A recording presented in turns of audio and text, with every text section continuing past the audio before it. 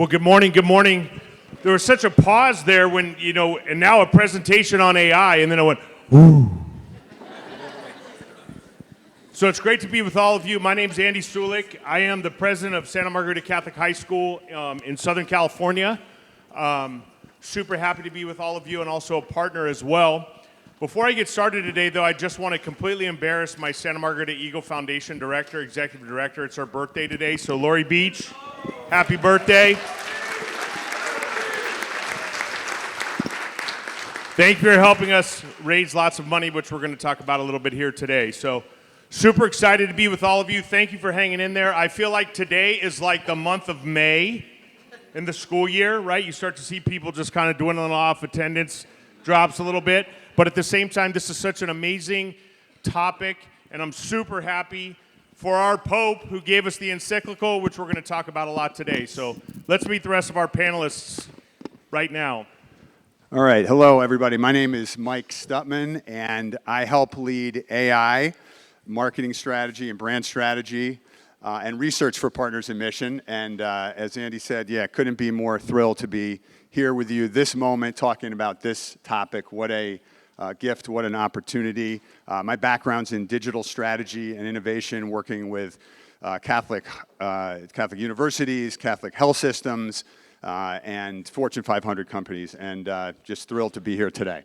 We have some incredibly special guests joining us from Notre Dame University. Father Nate, do you want to go first? Sure. I'm Father Nate Wills. I'm a Holy Cross priest, and I'm an education professor at the University of Notre Dame. I teach in the Alliance for Catholic Education, and my research is on technology policy in K-12 schools. Adam?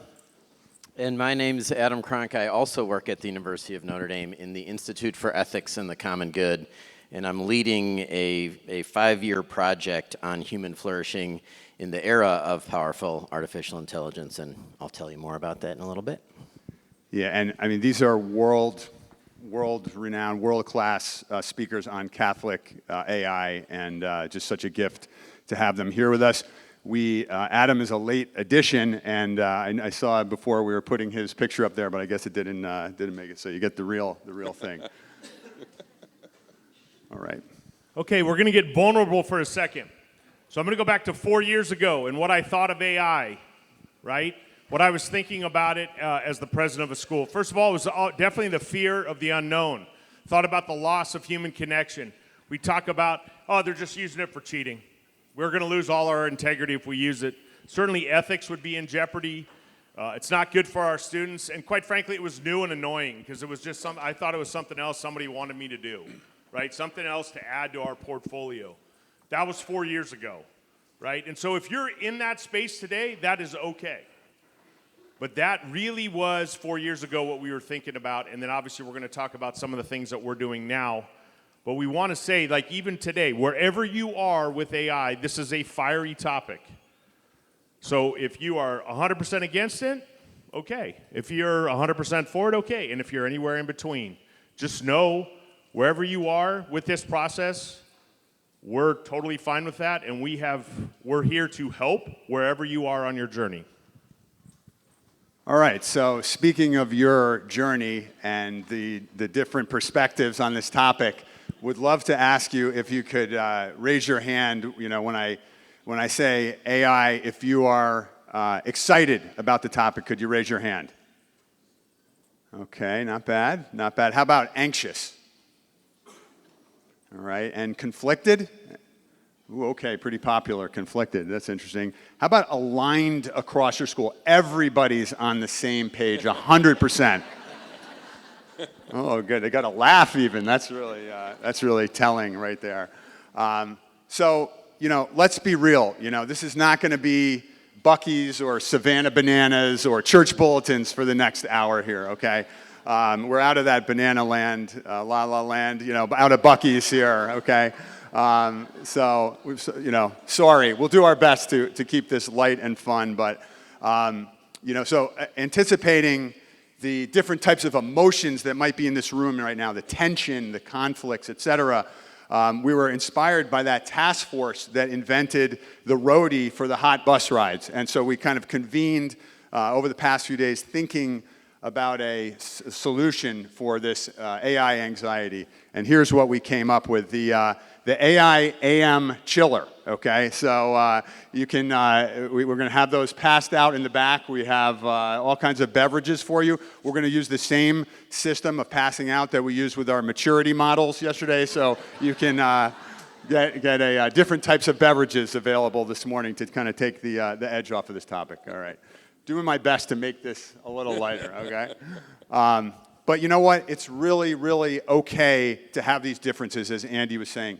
This is very natural, and it's a good thing. And look at what Pope Leo said in Magnificat Humanitas. Precisely from the plurality of voices and vision, a bright possibility emerges of building together, of transforming our diversity into a resource. What a beautiful statement.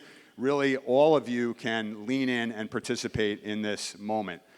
We've got a very big, hairy, audacious goal for today. Like, this is arguably well, almost certainly is the largest gathering of Catholic education leaders since the Pope's encyclical. It might be the largest gathering of leaders, Catholic school leaders, this year. So what we want to do here is really, at this moment, inspire you collectively to leave here grounded, united, elevated in your thoughts about AI, to move you, your school, and the industry forward in the same direction. You know, the Pope's encyclical really gives us a guide towards that, and we'd love for you to lean into that prudently, boldly, on your unrepeatable, God-given journey as a professional, as a school, and with, you know, supporting your mission. So it's a big goal.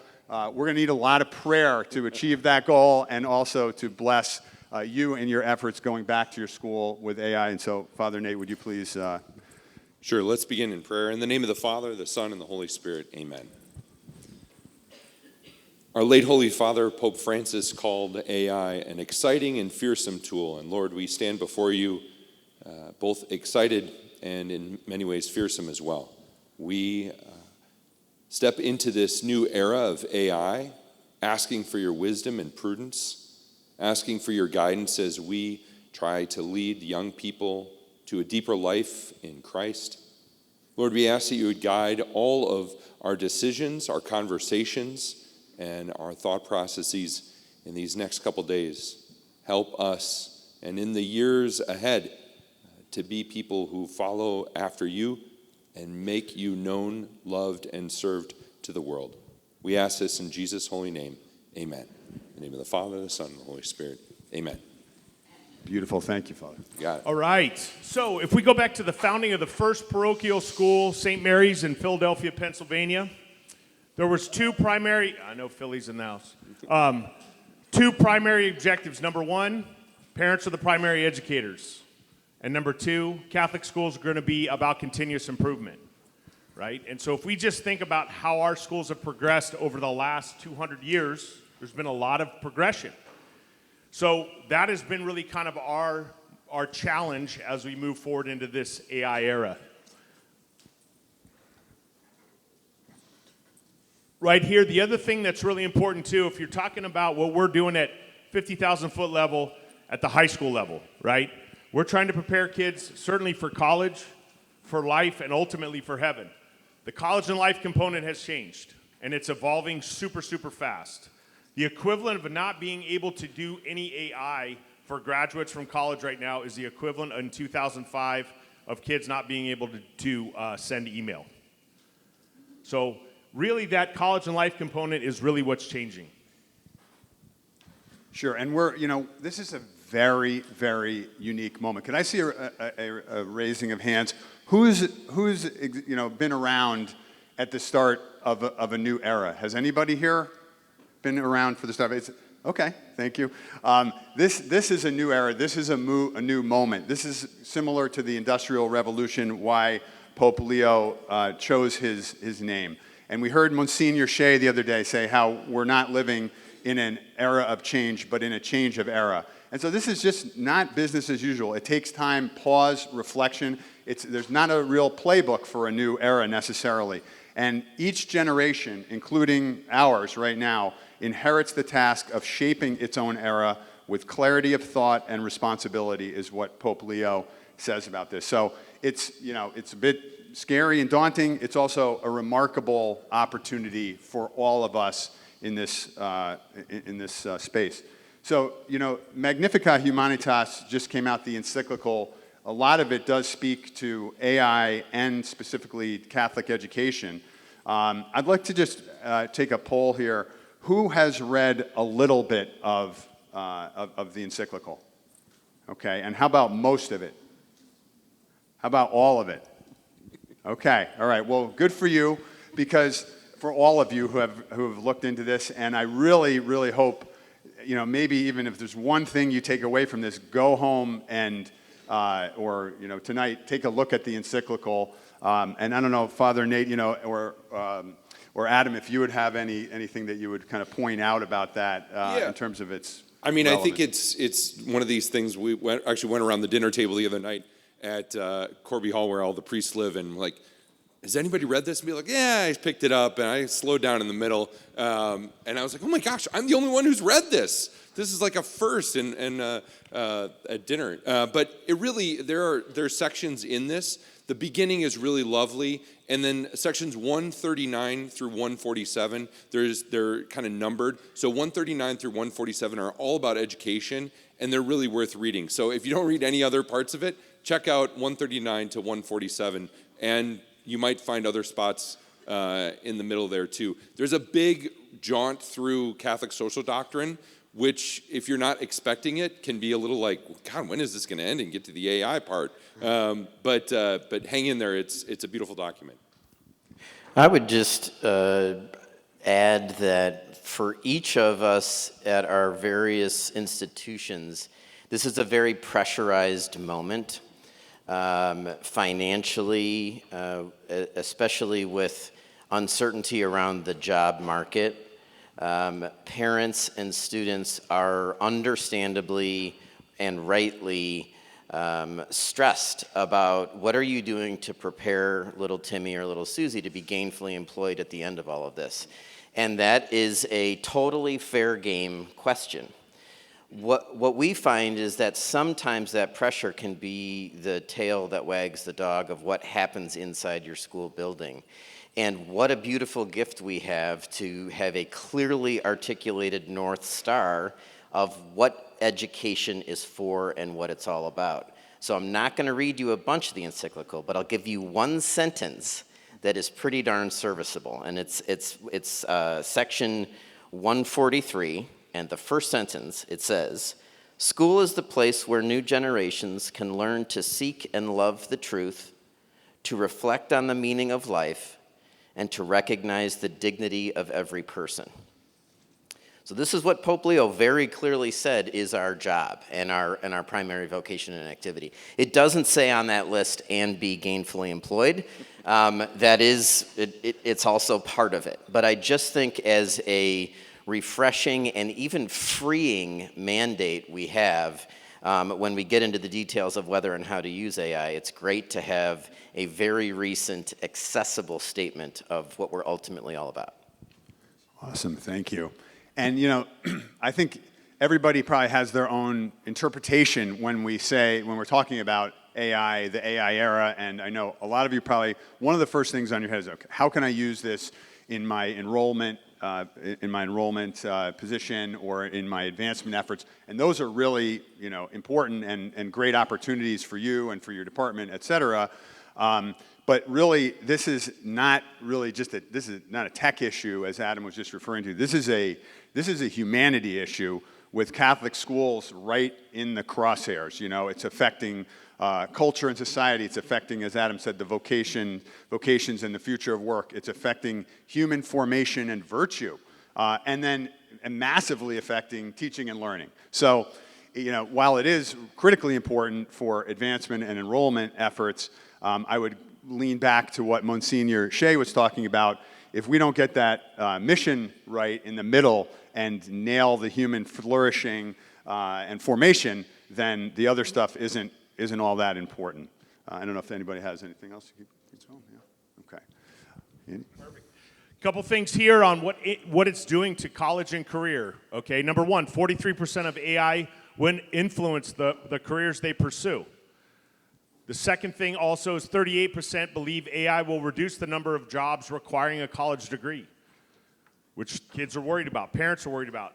39% AI is pushing them to consider alternatives to college. And 2/3 parents say AI is affecting their view of the value of college, right? There's now 22 universities in the United States that charge over $100,000 for room and board every year. And on this too, so if you have kids in your 20s or kids in your early 30s, this slide talks about a lot of things, but we had a ready, fire, aim approach with cell phones, didn't we? So the smartphone came out in 2011.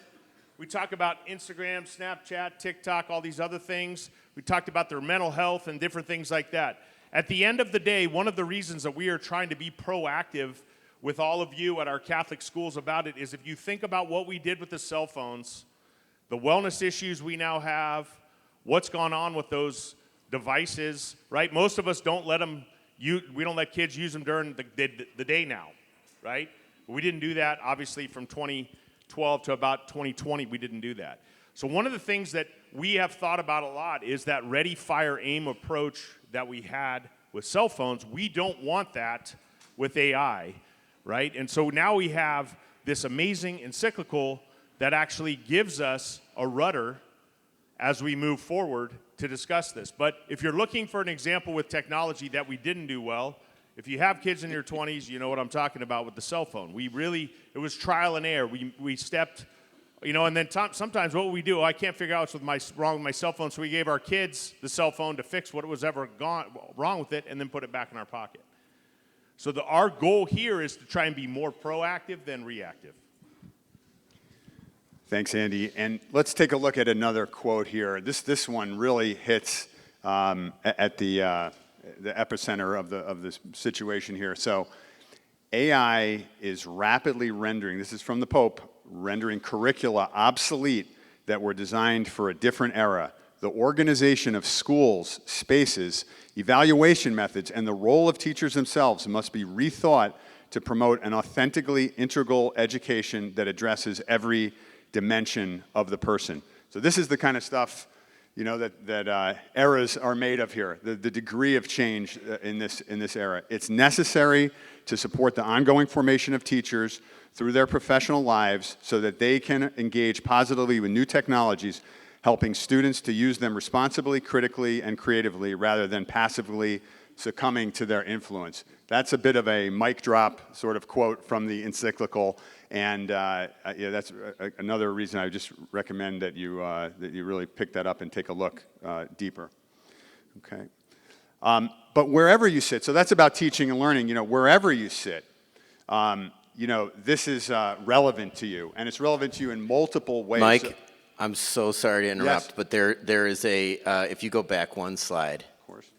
Okay, so we were talking about this Yes, at yes. breakfast. I just want to say, so this must not be ignored, but there's something Pope Leo says shortly after this that I think it has to be paired up with it, right?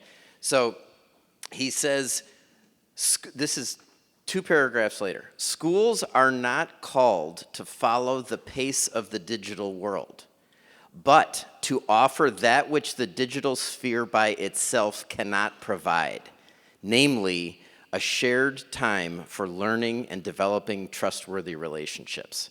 So he's calling out the fact that we're not ready from a pedagogical perspective for this moment, and we need to be ready to adapt and adapt quickly. But I think he very, very shortly after that then makes sure that we don't forget that it doesn't mean just wholesale change everything we do and forget having the main thing be the main thing, which is the careful, patient formation of human beings. Sorry. Beautiful. No, thank you. Thank you, Adam. And Monsignor Shea would be eating that up right now. So wherever you sit, this is a construct that we've created to get our arms around it and help our clients get our arms around it. You have there's a lot of implications for you, right? And so you might be thinking about, how do I use this to create my next outreach letter or something like that? But then you also, and your leadership team, your board, really needs to be thinking not just about the human flourishing and flourishing in the middle, which is the central issue at hand, but also about your school model and brand. Are you talking about your perspective? Do you have a perspective and a point of view on this new era and how your school is going to be adapting and going forward. Obviously, teaching and learning, enormous, that's sort of the hot point right now. But the personal vocation, okay, what careers are people looking at, the operations of your schools, and all around leadership and talent, equipping your leaders to guide thoughtfully, strategically, and in service of mission amidst this new era, okay? But the heart of the matter, as we've said, and Adam just reiterated, is to form authentic disciples. It's in the middle. You can see this quote from the encyclical, in the era of AI, ours is the pressing duty to remain profoundly human. And this really creates an enormous opportunity for us in Catholic education, because I really do think this is an invitation for us to, I think, distinguish ourselves further from public education. That's going to just look at this and say, yep, we've got to know how to use this stuff. Yeah, probably don't use it for evil things. Keep pushing in this direction. It's an invitation for us to think about the formation of young people and the ways in which we're invited to form them into deeper and caring disciples, to understand that there's an invitation for us to really double down on critical thinking, and to not allow them to use the tools of AI to take intellectual shortcuts and to bypass the really important thinking that we think is part and parcel of not just forming students that are, good and smart, but holy. Awesome. I got a quick one on that too, if you want. Please. So, Andy mentioned at the opening that inability to be able to use artificial intelligence would be like if in 2005 you were entering the workforce and you didn't know how to use email. I like that for a number of reasons, including being able to use email in 2005 was table stakes, but it was not a competitive edge.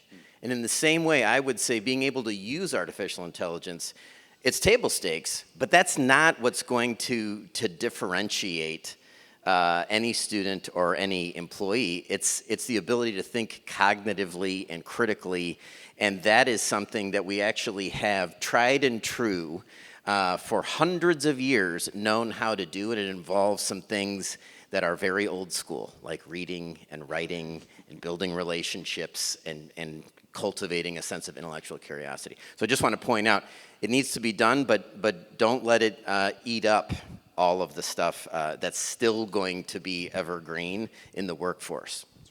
Awesome, Adam. And critical thinking, that's the number one concern. We've been surveying hundreds, thousands of students, of parents, of faculty, of leaders of Catholic schools around the country. The loss of critical thinking is the number one concern that certainly in the faculty and parents. So where the rubber meets the road a little bit for you, if you're an advancement, if you're an enrollment, right? What's the advantage to you? We're certainly going to be focusing today on the encyclical and dignity and human dignity and connection and everything. But let's just talk about, so 4 years ago I told you where I was, right, as a school, and now what we've done over the last couple of years. We've hired an academic innovation head. She's doing an amazing job, and a director of innovation, and they actually have worked very closely with Adam Cronk and gone to Father Nate's conferences as well. Right now we're full with a waiting list. And that obviously is, again, from an enrollment perspective is great. Our annual fund continues to increase because this year we took a lot of our annual fund for academic innovation and professional development. And also making sure that we educate our faculty, our staff, and our administrators, our counselors, and we're now working on a program with that as well. And then obviously, we just finished our 5-year strategic plan with Partners in Mission. I actually had Partners in Mission, even as a partner, come out and do our strategic plan. And in our academic part of our strategic plan, AI and academics, and aligning those and doing as much as we can together with those, keeping the focus on human formation is what we really focused on. So that's, and again, I go into deep detail with this today in my presentation later this afternoon. The other thing that happened too, if you look at this, there were parents that donated to our annual fund who said, listen, I don't know everything about academic innovation, I don't know everything about AI, but they were donating to us because they're like, I need to make sure that my kids are ready. I need to make sure that they understand what's going on. And so it was one of the reasons that we got some significant donations this year just for academic innovation. And also, some of that innovation, when I would talk to donors about it, say, hey, listen, I want to send some of our teachers and our staff and our faculty and our administrators, I want to send them to Notre Dame. And so I use that to some of those funds for our annual fund as well. And donors that was impressive to them. Okay, so what were donors telling me, right? So from a Catholic ethics perspective, they like the fact that we are focusing on Catholic-based ethics in the honor code. So we put in an honor code. So one of the things that Father Nate talks about is AI literacy, but also having an AI policy. And then the honor code is the action. So parents, again, donors like that. Also, they like the fact that we were strengthening our school brand and competitiveness and also trying to optimize our faculty as a result of what we are doing and attracting innovative faculty. And then also, number one, future readiness. Parents want their children prepared for the competitive and dynamic environment that they're going to be going into. So from an advancement, from an enrollment perspective, our work with AI and academic innovation completely, she's not the assistant principal in charge of AI, she's in charge of academic innovation, which is hopefully bringing our whole school together, which is also something Father Nate talks about from a communal perspective, getting all of your stakeholders involved in your honor code and every different thing that you're doing. Parents, donors, students, faculty, administration, coaches, is all important. Thanks, Andy. This feels nice. You keep giving me shout outs here. This is really nice. I feel affirmed. We just had a moment here. That was very nice. That's very touching, Father. Yeah. But that's what a great example of leaning in with his school and this transformation during this new era.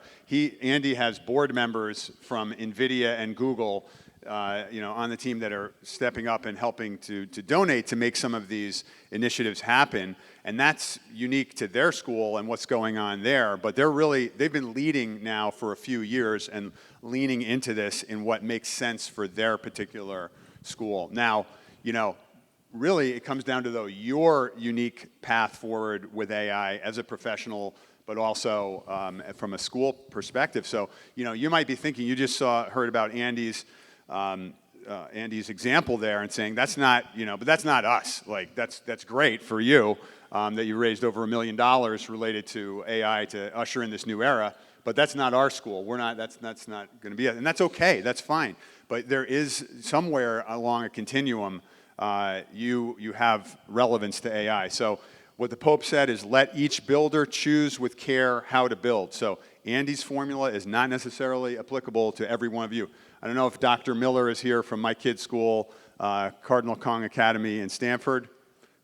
No? Okay. Anyhow, he's in trouble. But in any event, Dr. Miller, he's going to have quite a different approach. And here's an example. So, Cardinal Kong is a classical school here, and you can see on the left-hand side, there's going to be less integration of AI. He's not looking to bring AI into the coursework, and to use it significantly in the school at this point, but he is going to double down on the Socratic method, on the formation in virtues, in truth, and beauty, and fortify their value proposition. He's already started to do that on the website and talk about this issue and engage with parents and donors about it. So even though he's a classical Catholic school, he's not embracing it, everywhere.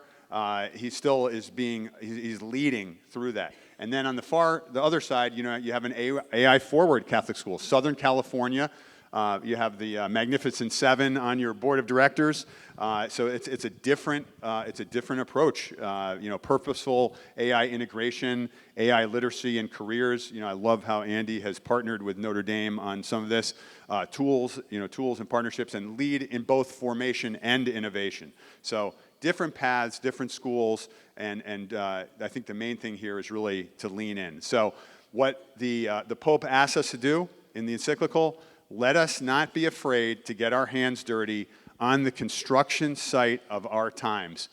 Christian humanism does not reject science or technology, but embraces them with gratitude and realism and grounds them with a higher vocation. So this is not partners in mission talking.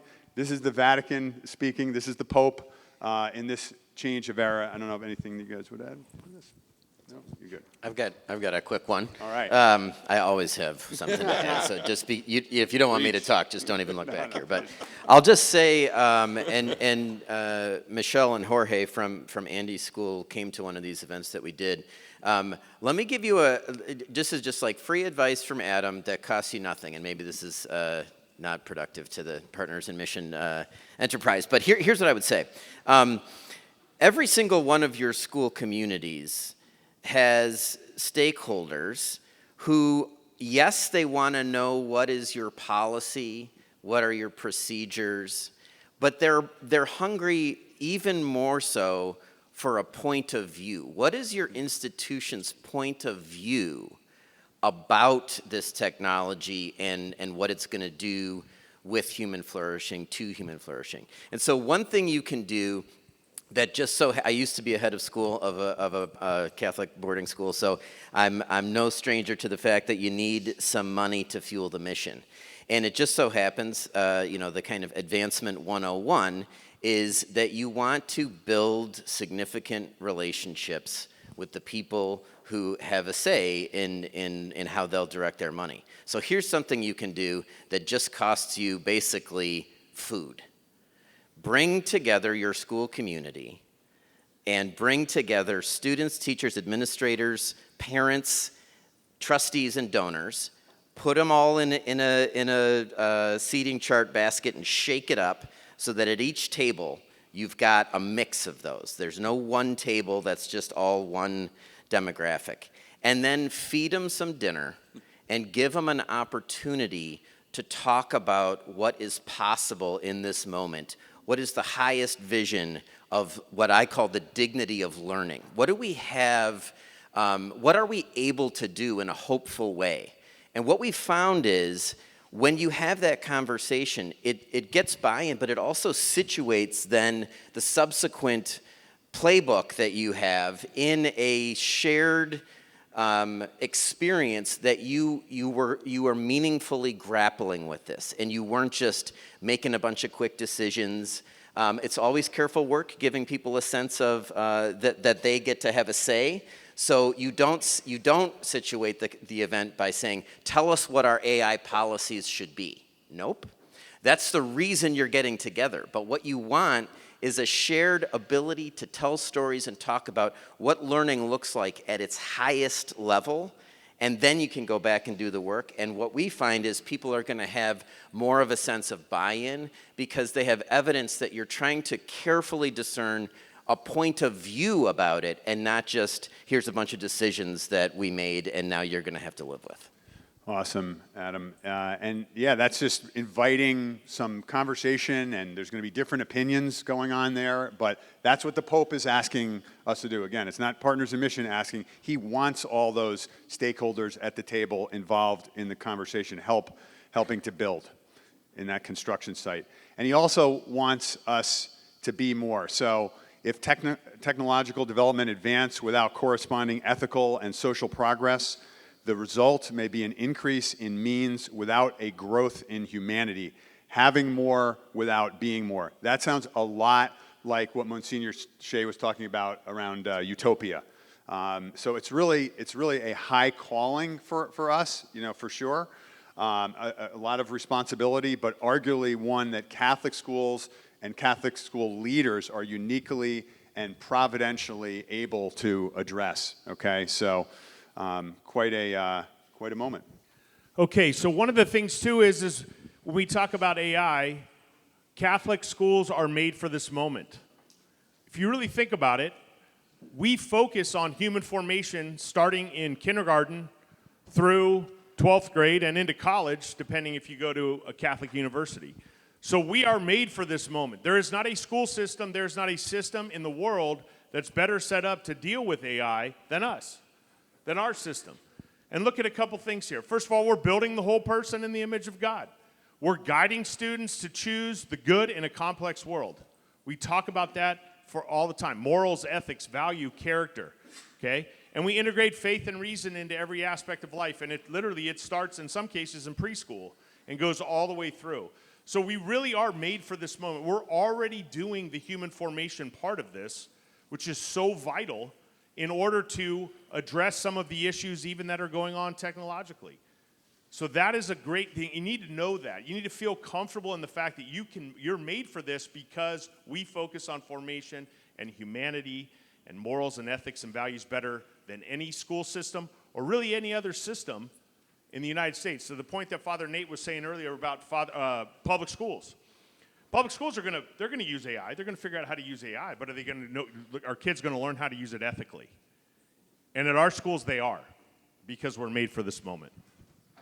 Beautiful, but it may be uncomfortable, okay? We've been called, right? New eras.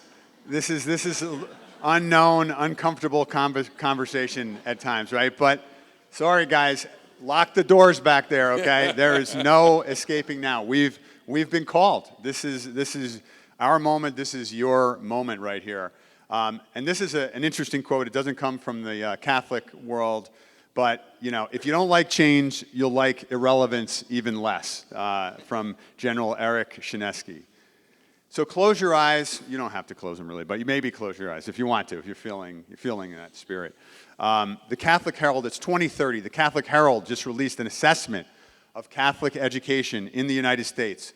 What might that headline be as we're now 5 years, 6 years into this new era? Okay, here's a couple of different versions. On the left-hand side, Catholic schools lead the nation's educational renewal. Enrollment rises for the 5th consecutive year as families seek formation, wisdom, and purpose in an AI-driven world. Donors invest boldly in expanding Catholic education's role in forming the next generation of leaders. That sounds pretty good. I think let's go for that, right? What's the opposite of that? Is sort of just maybe sitting as a passerby, watching the world just form, culture and form our children on the sidelines. Catholic schools fail to stand apart in the AI era. As AI reshapes education and society, many Catholic schools face continued enrollment losses and fundraising challenges, with families increasingly questioning what makes Catholic education distinct. Okay, so those are a couple of polar opposite scenarios. I don't necessarily think that either one of those. I think there's some reality there, and you're the people in the room that can make this happen, and you're leaders. So, where is your Catholic school in 2030? Are you focused on formation or on information? Are you focused on wisdom or knowledge? Are you forming wise, faith-driven leaders or secular-driven followers?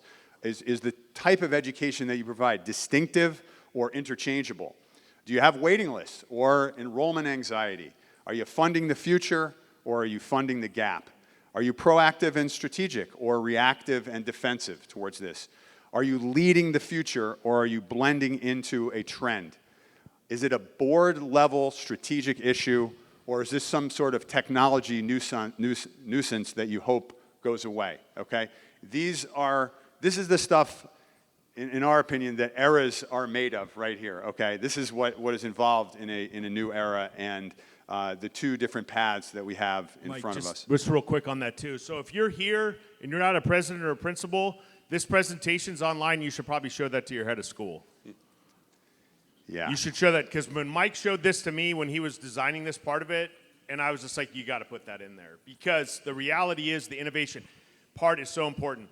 So I was at I know a foundation guy from Los Angeles, and he's a real big grant guy. They give a lot of money to just Archdiocese of Los Angeles schools.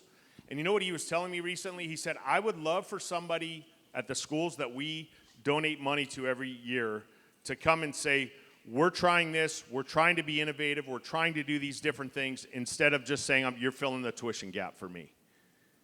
And it was really interesting how he said it, because I was talking to him about some of the things from an innovation perspective. But if you are here with your, just as by yourself or with your admissions team or your advancement team, and your president or principal is not here, you might want to show them those two slides, because it is available.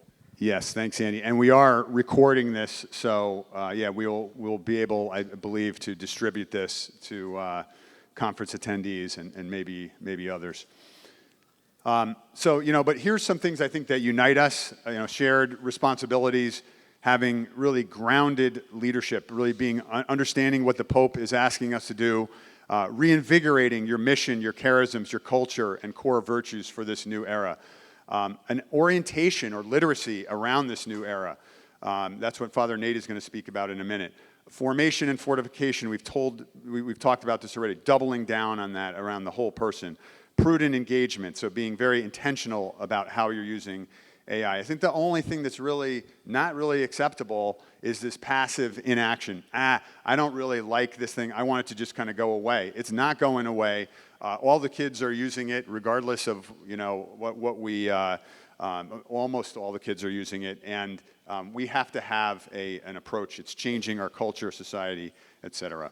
So where are we as an industry? Okay, I'm going to have to blow through this section because we're a little bit behind time here. But we did a Catholic Education Leader Survey in Q1.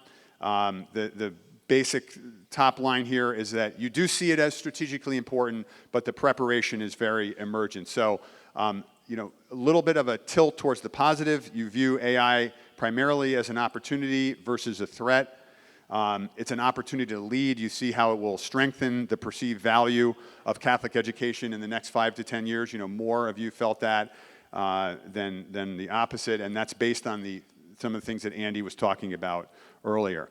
This is really interesting. So the strategic importance and alignment. So this question was, over the next 2 to 3 years, how important and urgent do you believe AI will be for your school, and what best reflects your preparation and planning in each area? So the top 2-3 box would be, yes, this is extremely, very, or moderately important. The top two is, the top 2 boxes, extremely or very important. 69% said that this is very important and urgent in the next 2 to 3 years, but only 12% have a clear strategy around teaching and learning. And you can go down all the way there. Advancement, engagement, 89% of you said that it's between extremely and moderately important, and 14% of you have a clear strategy, okay? And you can see all the way as you go down.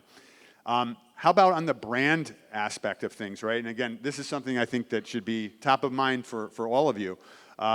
So 80% of leaders said it's very important to update the brand in light of AI, but only 27% said that their school is able to articulate right now. I think Adam was talking about having a vision and having a POV on this.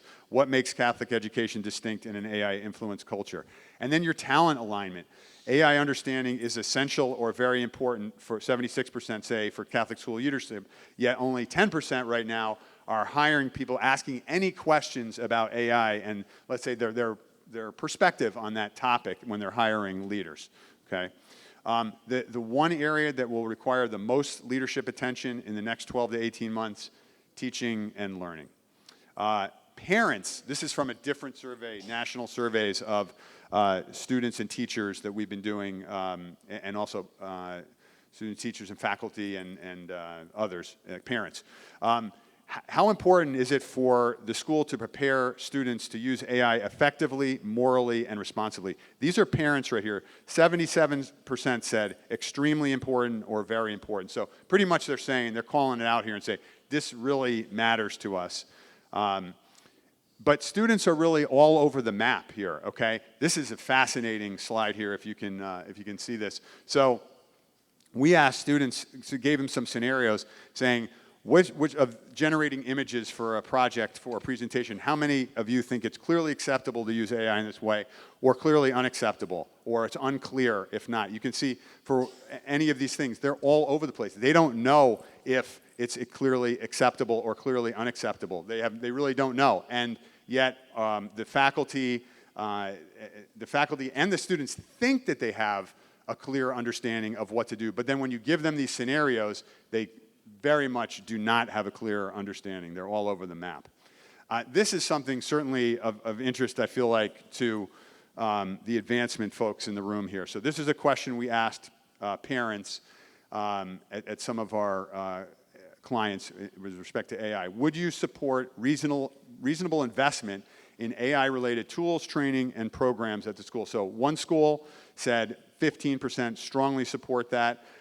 School number 2 said 28% they would strongly support it. And when you just include support, that goes up to 2/3 of people at school number 2 at least, and half in the first school. So there is interest in donor involvement and engagement in this issue. And then asking specifically if additional funding were needed, how willing would you be able to contribute? You can see the percentages down there, but 45% said they're potentially willing to contribute. So where do we go from here? Father Nate. Yeah, so Mike asked me to talk a little bit about our work at the University of Notre Dame's Higher Powered Learning Program within the Alliance for Catholic Education. And so it's been a lot of fun, and we're finding that the two things that schools need, and Andy, thanks for teeing this up, the two things that schools really want to talk about and need to talk about, and the first is literacy. And this is capacious in involving both literacy of what AI tools can do in terms of teaching and learning, as Mike mentioned, and also to think about what the possibilities are for use within the school. It's not just about literacy in terms of teaching, learning, and AI, but also literacy of what the church teaches. And this is not new. Magnificat Humanitas is not the first church document that we've had about AI.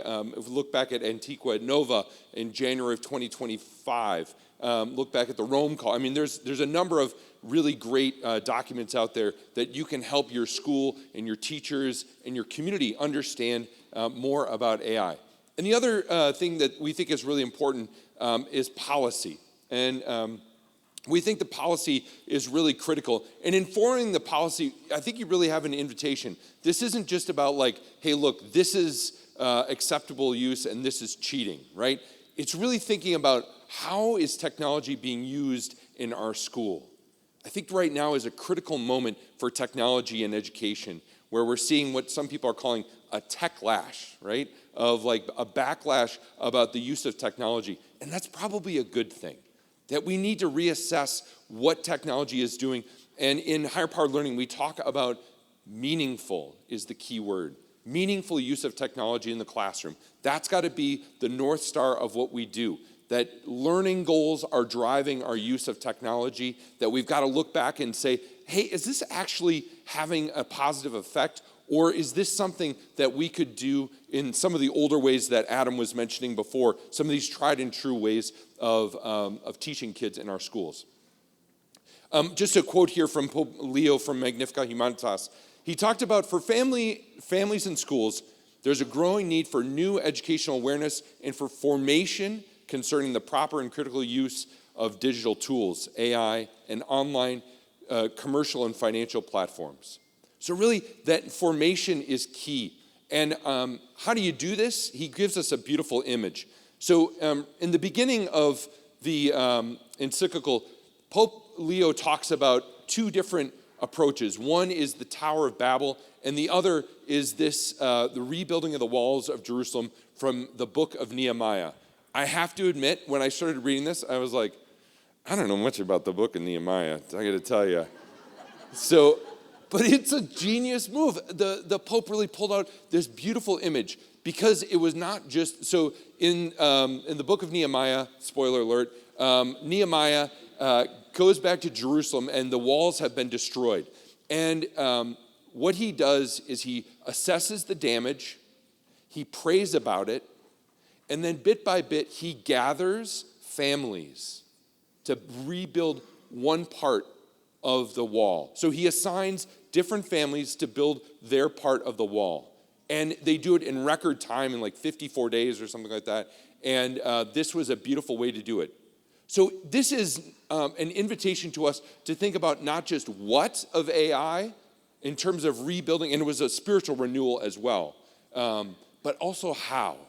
And we've got to involve our families and everyone in that process as well. And I want to read you just one line from Magnificat Humanitas. This is 142. We've read like all around that one. But 142, he says, it is difficult for parents by themselves to resist the influence of business models that monetize attention and time. Therefore, it is essential to form an alliance among policymakers, educational institutions, and families that is capable of concretely supporting adults in this task. What a beautiful invitation. And I can't help but think about the ways in which somebody like Jonathan Haidt, in his book, The Anxious Generation, gives a similar invitation that says, if we want to fight smartphones and social media among young people, we can't do this alone. We've got to engage families. We've got to engage a coalition of the willing, right, to really step up in this moment. All right, so what are we building? And I love how Mike drew out some of these images of building that Pope Leo really talks about. Talks about the construction site of our time and builders in this moment. So, and this is really our work at Notre Dame's Higher Powered Learning. One is a communities of practice among educators, that we think it's really important, as Adam mentioned, to get folks together. And we think communities of practice among educators is one of the most powerful ways of doing this. We think it's really important to build environments for critical thinking for students. And this is what we've all been talking about of this is the value add. This is the way that we've got to be really thinking critically about this. And what this means for us in Catholic schools is really practical too, right? Like if your teacher has, for an assessment for the last 20 years, been assigning the 5-paragraph essay on the meaning of the green light in The Great Gatsby, that is no longer a marker for understanding, because kids will throw that through ChatGPT in 2 seconds, and you're going to get, fairly decent, fine, whatever essays that have nothing to do with their critical thinking and learning. So we've got to reassess that. How do we rethink assessments in Catholic schools? How do we say, what's the most important thing? Okay, the most important thing in that assignment is creating a compelling thesis statement, all right? So how do you do that?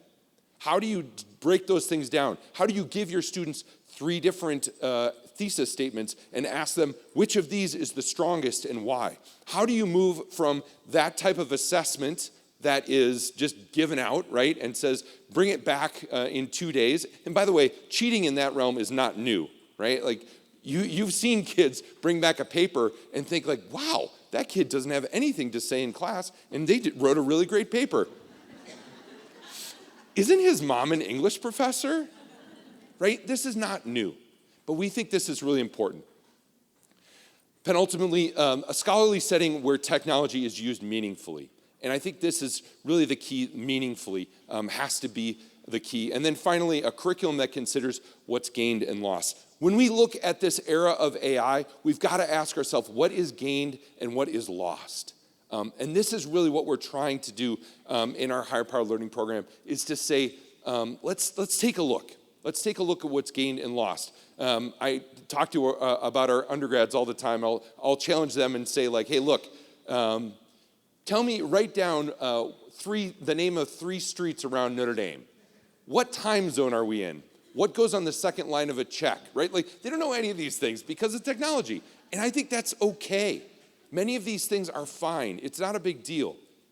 But we actually have to think about, in an era where they're not asking for help because they're only going to chatbots on this, how do we actually curriculamize that skill to ask one another for help, to interact with one another, to actually dig in discernment when all of these things, in a previous generation, they would do a Google search and you'd have to pick the one that was the most compelling. Now AI is giving you a really confident answer that may or may not be true. How do you discern what's true in that moment? So this is what we're up to, and I want to just give you some resources. We have those on our website if you're interested.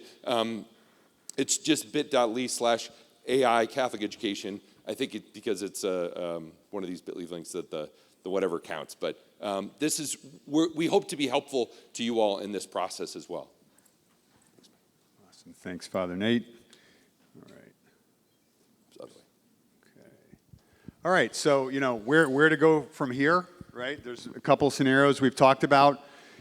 Growth in our God-given gifts through some of the methods that Father Nate was just talking about. And this also relates to us as professionals. Is this going to be something that we can grow through here with our gifts? And are we going to be anchored in virtue and moral formation? You can see, mission squandered is going to be sort of business as usual. Kids are going to be using AI to avoid effort. Their character and competence can erode. Their skills can stagnate. Their employability can be diminished, and their joy reduced. But on the other hand, could we use AI to extend our human gifts and impact, our character, and have our character and judgment deepen so we're more intentional and thoughtful about how we're using tools and technology? Our skills could compound. We could have high employability and entrepreneurship and leadership. We could lead the nation in this renewal. And professional and personal joy can increase. So, we have these different choices whether our mission could be multiplied or squandered in this new era. And again, I'll just point out the AI 360 approach here. Thinking about this, it's not just a one-dimensional answer about what should we do about AI. You really need to think about it, having a vision, as Adam talked about, a policy, a roadmap, getting your tech organized. Right now we see a lot of the tech that's being used is very Wild West. People are using personal accounts, some not paid for, so the data is being used to feed models and security concerns, et cetera. So it's really something that needs to be addressed holistically at the school level. All right, so next steps. That AI mission paradox slide is another great one. If you're going to show that to your presidents and principals, your academic leaders on campus, I think it's a really powerful slide, those impactful slide for you. So first of all, we have several AI sessions today. Adam Kronk is doing one.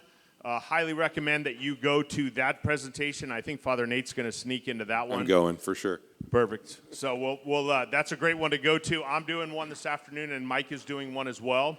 Reach out to us on Whova. I know it's Wednesday, and I know the Whova app runs for another couple weeks, so you can message us, and we can call you and get back in touch with you. Grab a one-sheeter, as you saw on the AI Council. Look at that. Download our industry leader survey. We've got that survey out there. Join this PIM circle. Take the pulse of your community. Look, we're here to help you in wherever you are in your AI journey. Whether you are we've done nothing, or you're doing a lot. We're here to help you and consult with you as you navigate these very interesting waters. Yeah, and we're considering potentially offering some master classes for folks because trying to jam all this AI content into these few days is challenging. So we'll be asking you about your interest in that coming up. So here's a list of some of the AI sessions. I'm going to be going into a much deeper dive into that research from both the leader perspective and then individual schools, students, parents, et cetera. As Andy mentioned, Adam has his ethical AI in schools at 12:30. That's all around the Delta program that Adam helps lead. And then Andy has his Leading with AI Santa Margarita case study coming up. I'm just hanging out. Yeah, okay. Yeah. I'm just hanging out. Yeah, and Father Nate will be here into the early afternoon, as will Adam. So, good. This is how we can help you on the journey. Sorry, Lauren. We need to understand, for you, we need to understand the pulse of our community. We need to align our stakeholders. We need ongoing support. We need to advance our capabilities. It's here to stay. So we got to figure out how we're going to embrace it or not, or what we're going to do with it. And it's moving so fast. Because look where I was 4 years ago. What I was thinking, it was annoying. And now look at it now. And it keeps coming. It keeps coming and coming. So we're here to help you. And these are all the different ways. If you look at AI 360 discovery, professional development, vision roadmap, and ongoing support, we are here, again, wherever you are. Thank you very, very much to our AI presenters. Thank you to Father Nate, our good friend, and Adam Kronk from Notre Dame. And to Mike and Andy for leading this for us.